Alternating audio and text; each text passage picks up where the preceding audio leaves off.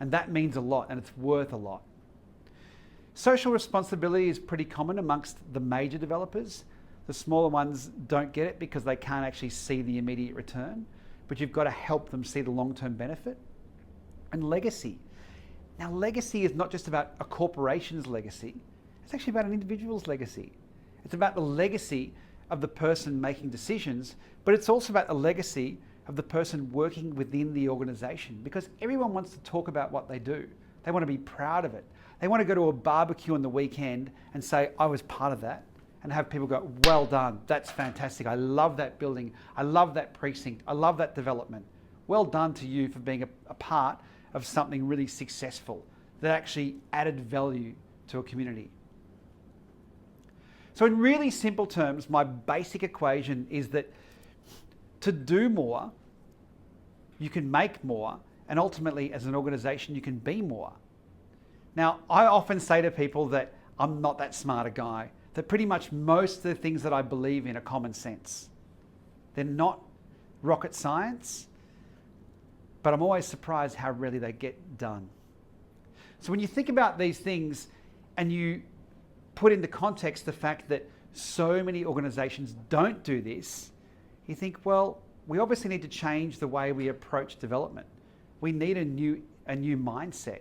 We need to actually think about, well, if we take a step back and we think about the previous page's criteria and the potential benefits that organizations can get, both in terms of profitability and organizational benefit, why wouldn't you do the best possible developments that engage people, bring them in, and actually celebrate a community?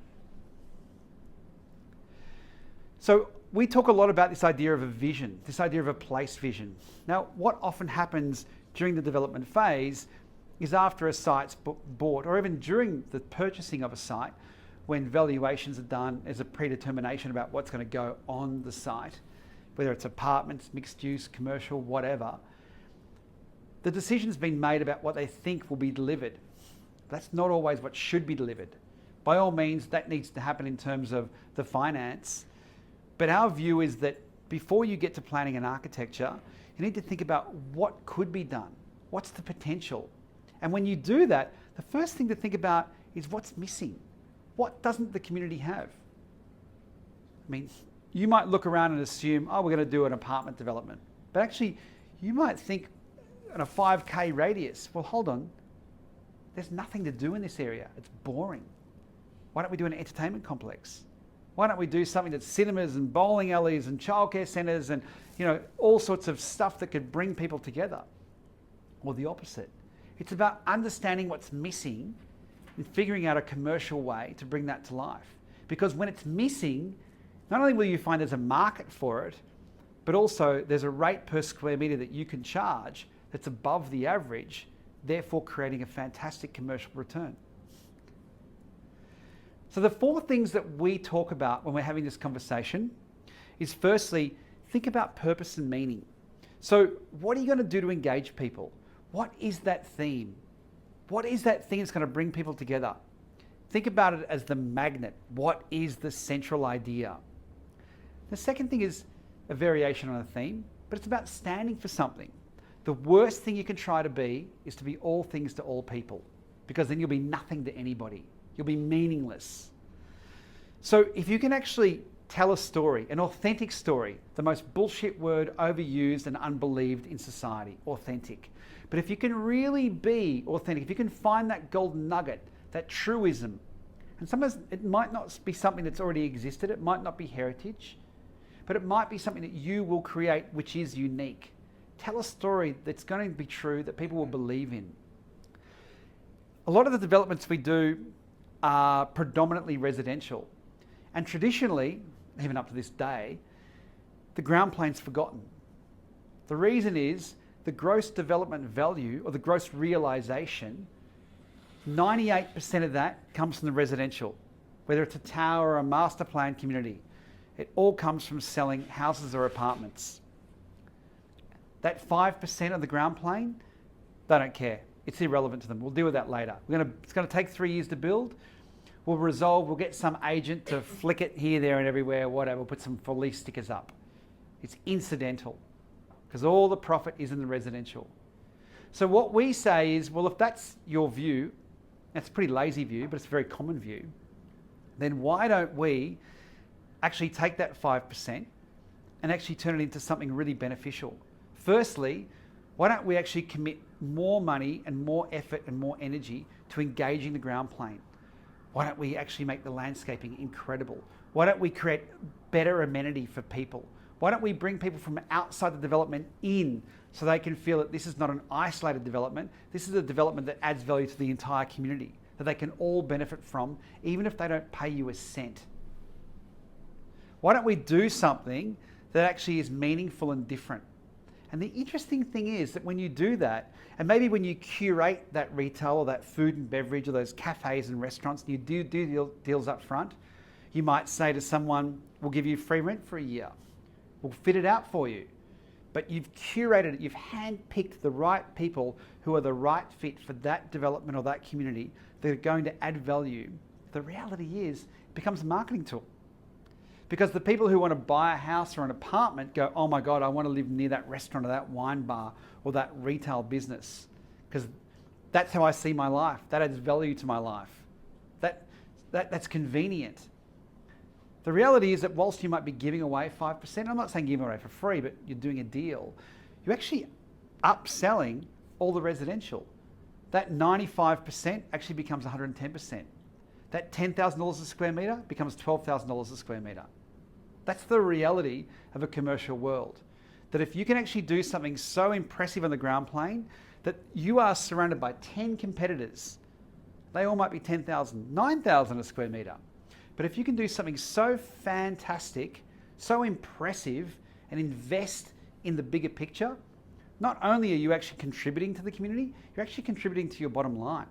You're actually contributing to faster sales, easier sales, and time is money, but you're also getting a better outcome in terms of the financial outcome that you're creating for your organization.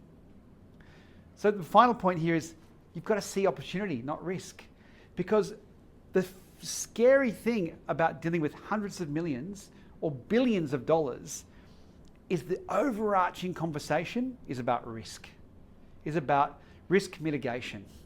We don't want to do this because it's concerning, it's never been done before, let's do what everyone else does. So the only way to actually create real value is to be unique, is to actually engage people, is to make people line up to want to buy from you. And the only way to make people line up to want to buy from you is to be so different.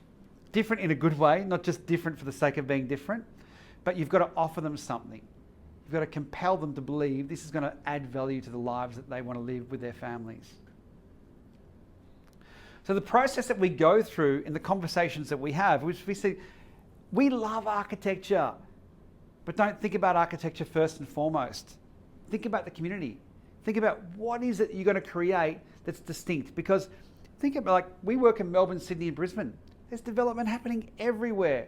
Great towers, some nice architecture. And don't get me wrong, architecture sells. But when we've had developments where we've got the same architect on 3 corners. How do we leverage the architect? They're brilliant facade. They're wonderful, entry statement. Fantastic interiors. It's not enough. What is missing? What's the compelling point of difference? Think about what actually will engage people in real terms. And that means understanding their needs.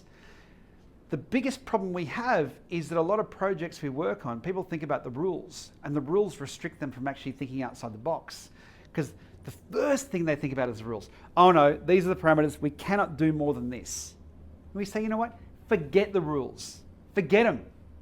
Focus on needs of people. Because if you can so compellingly come up with a solution that engages people and meets their needs, you can go back to council and you can actually make them rethink those rules. Because if they're half sensible, they'll realise that you're actually creating community benefit.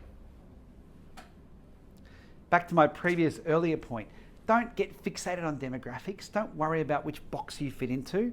Just think about people. And I say this because often we get given reports and piles of information, and I get that and I read through it. Do you know what really matters? I just go down, I might have to fly somewhere. We'll go down and walk the streets, go to the butcher shop, go to the supermarket. I don't really need to buy stuff, but I pretend that I do. buy some milk that I don't need, buy mineral water, and just chat to people. How you going? What do you think's missing here?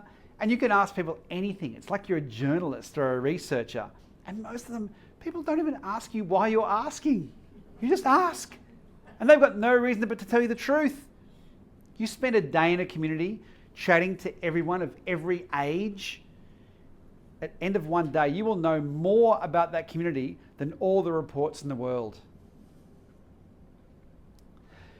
I have to look out these windows every day. I love this office. I get to look at Hyde Park, look up these beautiful sandstone buildings. Sadly, I get to look at these 3 piece of shit buildings out those windows too, which look a bit like the one on the right. So for us, it is about character.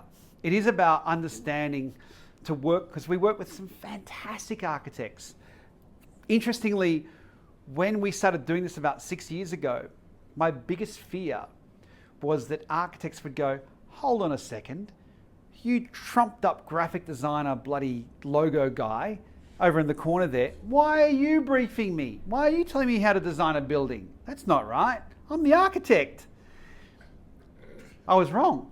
The exact opposite happened. What happened was working with, with Bates Smart, Woods Bagot, architects, a whole bunch of firms. They were like, oh my God, thank God you're involved, because the brief we got from the client was shit. And it was unclear and it was vague, and they were just pretty much fixated on how many apartments they could get and what the budget was. Whereas you've come in here and you've said, right, here's the vision, here's the theme. Based on the theme, this is the sort of materiality we believe we should be using. Here's the aesthetic direction.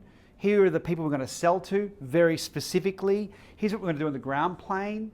We weren't designing it, but we were creating very clear parameters of how to make the design process easier, because they knew who they were designing for and why they were designing it in a particular way. So the bizarre thing that's happened over all these years is the biggest advocates we have in our business are architects. They're the ones that when we don't know a client, the architect says, oh my God, you should get Hoyne, which has been great for us. So the people I feared the most have actually been people who have supported us the most. In the process, a lot of people have ideas. And I think through that process, you've got to welcome ideas. But not all ideas are good, as we all know. Some ideas are just plain shit. So you've got to understand the idea between, the notion between a gimmick and an anchor. And an anchor has staying power. An anchor engages people. An anchor has true meaning, as opposed to just something that's going to be a fad. Back to my point again, and I keep going through the same theme about risk mitigation. Developers deal with huge amounts of money. The individuals responsible for those purse strings are scared shitless. They're worried about the roles that they have and the responsibility and the people that they answer to. And they need to tick the box, and they need to deal with a lot of line items on a spreadsheet. And what we say is, don't get fixated on cost. Get fixated on value. Extract value. Because if you understand true value, then you'll achieve better profit. Forget about a 20% margin, which often for developers might fall down to 10%. We've done jobs that actually turn into 35% margin. Unheard of. When you do it right, when you're unique, when you're compelling, you make bigger profits. And ultimately, remind yourself, this is not a transactional business. You're not selling widgets. You're actually creating legacy. You're creating legacy for your business, for yourself, and for your community. This is something we need to take seriously. We're not just going in there and building things and walking away. This is not a bunch of Lego blocks. This is the way people live. It's incredibly important, and we can't be flippant about it. We need to constantly reevaluate and challenge the jobs that we do to figure out how to do a better job, always and constantly. We need to challenge our clients and ourselves, and we can't be afraid, because as soon as we become afraid, we get walked over and this shit gets produced, and then we become embarrassed. There's no legacy and there's no pride.